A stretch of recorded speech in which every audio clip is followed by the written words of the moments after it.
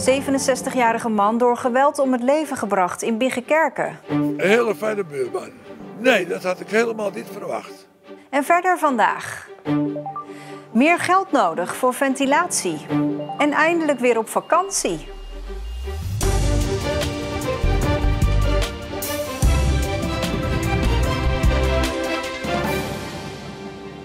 Goedenavond. Een moord in Biggenkerken vanmorgen. Een 67-jarige man is bij zijn woning door geweld om het leven gebracht. De politie heeft al een verdachte aangehouden. Bij theetuin Het Hofje aan de Noordweg, even buiten Biggenkerken, werd de man vanmorgen iets voor 9 gevonden.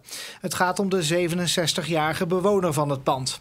Agenten vonden het slachtoffer na een melding van een geweldsincident. Hij overleed ter plekke aan zijn verwondingen. Vanmorgen al werd een verdachte aangehouden hier in Biggenkerken, een 36-jarige man.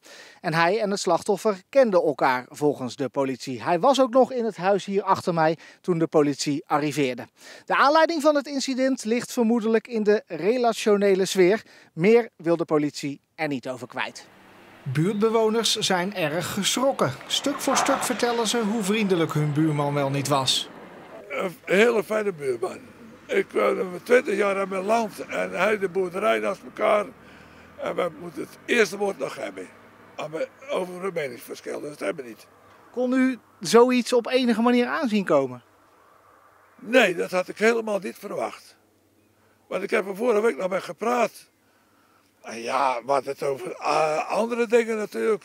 Over de privésector praten wij nooit. En ik kwam altijd voorbij bij ons langs de boerderij en dat zwaaide altijd. Want dat was een hele fijne buurman. Wat er precies met het slachtoffer gebeurd is, moet uit politieonderzoek naar voren komen. Inmiddels is bekendgemaakt dat de 36-jarige verdachte uit Middelburg komt.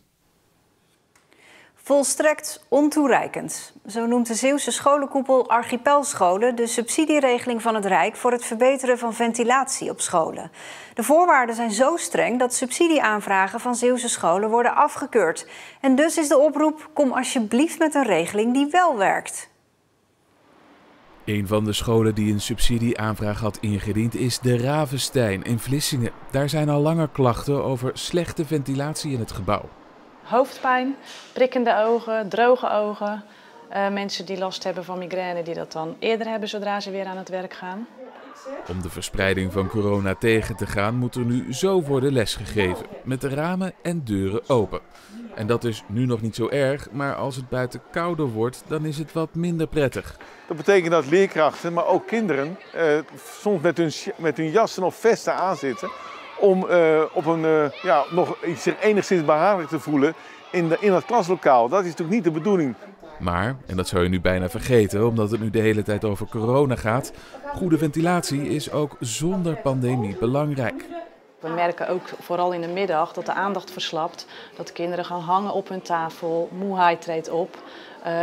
En leerkrachten willen gewoon in een goede werkomgeving natuurlijk werken. Een nieuw en beter ventilatiesysteem zou uitkomst bieden, maar dat zit er voorlopig niet in. In heel Zeeland wilden de scholen voor 1,3 miljoen euro gaan verbouwen aan de scholen om de ventilatie in die gebouwen op orde te krijgen. Ze konden daarvoor via de gemeente een subsidie aanvragen. Maar het lijkt er nu op dat al die aanvragen vanwege strenge voorwaarden worden afgekeurd. En dus zitten de scholen nog in dezelfde situatie. Wil je hoogwaardig onderwijs kunnen geven in een leerrijke omgeving, dan moet gewoon die ventilatie op orde zijn. En dit wordt te veel op gemeentes, maar ook op schoolbesturen afgewenteld. Terwijl we voor een mega-operatie staan die vele miljoenen gaan kosten. Er is 300 miljoen euro ter beschikking gesteld door het Rijk, maar het is volstrekt ontoereikend om onze doelstellingen te bereiken. En nu hebben we gehoord, weliswaar in de wandelgangen, maar toch, dat alle aanvragen in Nederland gedaan om de kwaliteit te verbeteren van de ventilatie, dat die allen zijn afgewezen. Ja, heel bijzonder. De scholen kunnen het naar eigen zeggen niet uit eigen zak betalen. De oproep aan het Rijk is dan ook om alsnog over de brug te komen, maar dan met een regeling die wel werkt. Ik doe wel een moreel appel, een moreel beroep ook op de landelijke overheid. We moeten dit op een andere manier aanpakken. De SUVIS-regeling is volstrekt ontoereikend. Nou, als dat zo is, moet je dat met elkaar constateren. En dan ga je vervolgens bezig om methodiek te ontwikkelen, ook rond financiën, waardoor je je doelstellingen wel kan bereiken. En ik denk dat ieder weldenkend mens daaraan mee wil werken, waar je ook werkt in Nederland. Een Zeeuwse motorrijder is dit weekend om het leven gekomen in Friesland. Het gaat om een 25-jarige man uit de gemeente Reimerswaal. Volgens de politie ging het om een eenzijdig ongeval. De motorrijder is van de weg geraakt en op het fietspad ernaast terechtgekomen. Hij is ter plekke overleden. Eindelijk kunnen ze weer op vakantie. De dementerende senioren van Schutse Zorg Tholen. Na meer dan een jaar thuis te hebben gezeten door coronaregels, vertrok de groep vanochtend voor een midweek naar Limburg. Het geheugen is kort, maar we zien op de momenten dat we daar zijn echt gouden genietmomentjes. En daar doen we het voor. De vakantiegangers hebben er zin in. Gezellig zijn. Gezellig onder elkaar zijn en pret hebben. Ik hoorde net ook dat jullie vlaaien gaan bakken. Ook dat is heerlijk, maar daar moeten we zelf mee proberen. Dat is het belangrijkste eigenlijk, hè? Dat proeven. Dat is het leukste van alles. En wat er mislukt natuurlijk ook dingen. Bye bye! See you later! Alligator! Ja, en dan nog een leuk weetje. Er zijn in Zeeland 33 Noordstraten. Dat is echt heel veel. In de rest van Nederland zijn er verder nog maar 16. Ze zijn overal in de provincie, behalve in en rond Goes. Daar vind je geen Noordstraten. Een verklaring voor die grote hoeveelheid is niet eenvoudig te geven. De straatnamen bestaan vaak al eeuwen. Een onderzoeker van het Meertens Instituut vermoedt dat de aanduiding Noordstraat niet altijd per se het noorden betekent, maar een verbastering is van den oord of een oord. Maar dan nog blijft de vraag, waarom zijn er dan zoveel in Zeeland? Wie het weet mag het zeggen. Overigens hebben we ook meer Oost-, West- en Zuidstraten dan in de rest van het land. Jack van der Hoek is al meer dan een jaar burgemeester van Schouwen-Duiveland, maar voelt zich vooral digitaal burgemeester.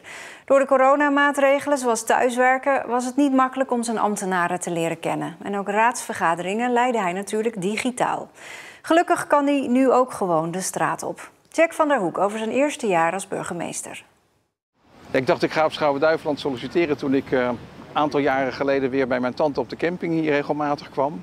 Het eiland eigenlijk weer herontdekte, want in mijn jeugd was ik er ook al vaker geweest. En dacht ik, ja, als ik dan toch weer een stap wil maken richting een andere bestuursfunctie, burgemeester, ja, waar anders dan op Schouwen-Duiveland. Jack van der Hoek is alweer 1 jaar en 4 maanden burgemeester van Schouwen-Duiveland. Door corona zit hij meestal in een leeg gemeentehuis. Maar op straat heeft hij genoeg aanspraak. Ja, dat vind ik over het algemeen natuurlijk hartstikke leuk. Want ook dat is een manier om in deze tijd met mensen kennis te maken. Maar willen ze altijd wat van u? Nee, gelukkig niet, zou ik bijna zeggen. Het gaat vaak eerst om die kennismaking. Hè. Je hoort veel van, blij dat ik u nu een keer in het echt zie. Ik heb u wel in de krant gezien of bijvoorbeeld op social media. Maar leuk om elkaar nu in het echt te treffen. Ja, en af en toe gaat het natuurlijk ook wel eens over de inhoud. Ja, noem eens een voorbeeld. Ja, ik sprak van de week nog iemand die begon over de Zuidwellenbrug. Dat daar steentjes liggen waar zeg maar nog wat hobbels in zitten. Ja, en of we daar nou echt iets aan kunnen doen. En daar heb je dan een gesprek over. Met de zichtbaarheid van Jack van der Hoek zit het dus wel goed. Maar wat vinden burgers eigenlijk van hem? Een hele knappe man om te zien. En hij slinkt ermee.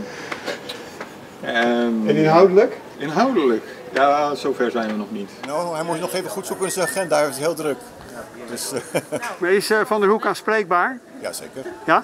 Ja hoor. Digitaal vergaderen is op het stadhuis sinds corona de norm. Dat geldt voor raadsleden, maar ook voor ambtenaren.